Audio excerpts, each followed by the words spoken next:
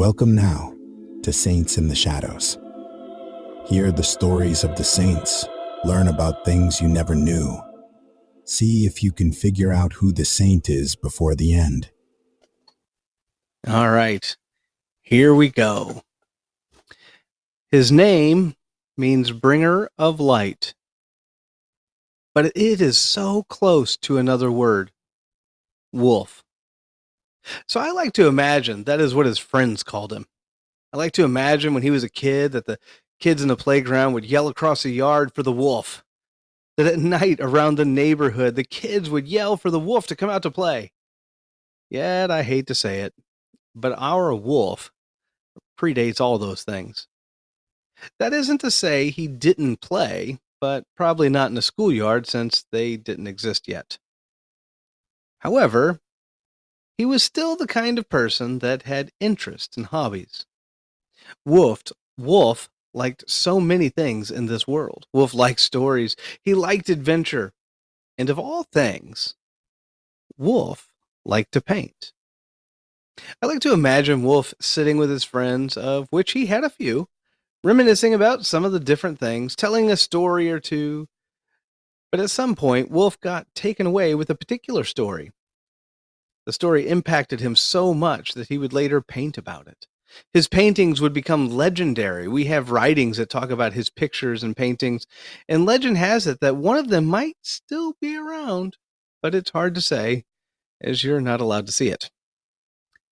I like to imagine that Wolf sat around, listening to the stories around him, while his mind was at ease, that he listened, that he pondered. And it seems that there was one person in particular that he listened to the most. An older woman who seems to have had the best stories.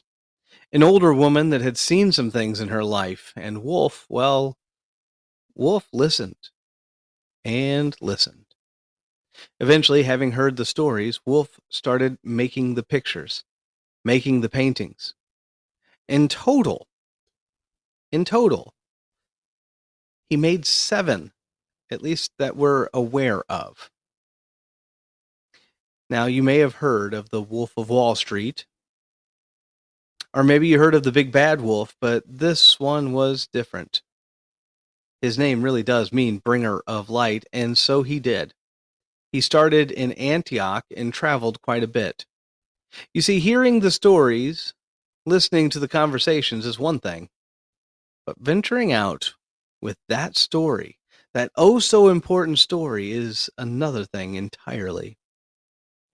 Wolf turned out to be a friend. The kind of friend that was there when you needed him to be. He was the kind of guy that listened as well as acted. Now, for our sake here tonight, you should know that this wolf did not just paint. He wrote as well. In fact, he is known for his letters. While most people don't think of it, Wolf's letters actually make up the majority of the New Testament. See, I told you he liked stories. The Greek word for wolf is lukos, or laikos. And his letters to Theophilus actually, make up percentage-wise more of the New Testament than any other author. Oh, Paul has way more letters, but Luke's letters are just that much longer. He is known for having a lot of material that was known mainly by Mary, the mother of Jesus. In fact, that is who a lot of people believe in his gospel, that he must have talked to the most, because it was in fact Mary that has a lot of the interactions and a lot of the stories, and he also has the birth account in his gospel. Well, all right. There's my saint in the shadow for tonight. It's Saint Luke. That was very nice. Yeah, we tried. I tried. So, so the Gospel of Saint Luke is usually referred to as the ox. The ox. Yes. So, So Why the is it drink, referred to as the ox? huh? Why is it referred to as the ox? Actually, it's referred to the ox for a couple different reasons. For one, it has a lot of like sacrifice and stuff in the actual gospel, which I guess Oh. I never actually put my finger on until I looked this up for tonight. But then also because it starts with Zechariah uh, in terms of the temple. Oh, okay. So So so what's anyway, the so there you have it. food? There's so the drink. Oh, that's what I was Oh, the getting to. food. Sorry, I get distracted by myself. Oh, Um, so so the drink for today, and I'm now gonna flip tabs here. Where'd it go? Oh no, it just disappeared. uh-oh. Um, there was a drink. Yeah, where did my conversation go? Yeah, here we go. Here we go. I found it, I think. I had it all put up here. Yeah, here it is. Yeah, the drink is called Oxen's Gospel. Whoa. Yeah, Nice. yeah, right. And it's got 2 ounces of rye whiskey, half an ounce of sweet vermouth, a quarter ounce of Benedictine. Now that's a little hard to find by itself. I'll tell you right now, because I like something called B&B, and it's basically a mixture of brandy and Benedictine, but it's hard to get Oh. Benedictine just by itself. Interesting. 2 dashes of bitter and an orange peel for garnish. And so you put it with ice and you stir basically, all at the end. And that's called the Oxen's Gospel. So there you go. Now I looked up a couple different recipes for tonight, and I'll be honest, the one I went with, and here's I'm not gonna again, I'm not gonna give you the full recipe because that would just take forever. Right. But there's a recipe for basically it's called Oxen's Pilgrimage Pie. Now, Whoa. the reason it's called Oxen's is because it was made with oxtail. Ah, okay. Now, I'm not a big fan of necessarily making things with oxtail. I can't say as I've ever really, really done it, so maybe I just need to try it and see. But here's the thing, guys. It's basically a beef pot pie. Oh, Um, yeah.